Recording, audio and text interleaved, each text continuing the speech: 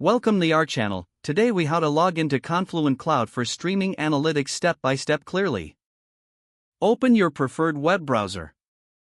Navigate to the Confluent Cloud website.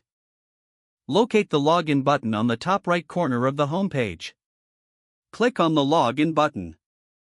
You will be directed to the login page. Enter your registered email address in the designated field. Next, type your password in the password field. If you wish to stay logged in, check the Remember Me box. Review your entered information for accuracy. Click the login button to submit your credentials. If your credentials are correct, you will be redirected to the Confluent Cloud dashboard. In case you forget your password, click the Forgot Password link. Follow the prompts to reset your password via your registered email. Once logged in, familiarize yourself with the dashboard layout. Explore the various features available for streaming analytics. Now you are ready to start using Confluent Cloud for your projects. If the page does not load, refresh the browser or try again in a private or incognito window. Make sure you are using the correct email address, then retype it carefully to avoid small typos. If your password is not accepted, use the reset option and create a new strong password you can remember.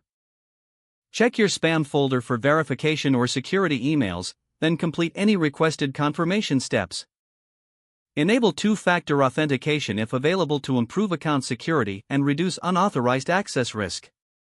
After signing in, review your profile details so your contact information and settings are accurate and current.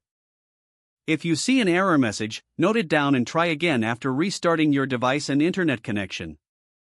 Log out when you finish, especially on shared devices, to keep your account and payment information secure. If the page does not load, refresh the browser or try again in a private or incognito window. Make sure you are using the correct email address, then retype it carefully to avoid small typos. If your password is not accepted, use the reset option and create a new strong password you can remember. Check your spam folder for verification or security emails, then complete any requested confirmation steps. Don't forget to like this video and subscribe to our channel for more step-by-step tech guides.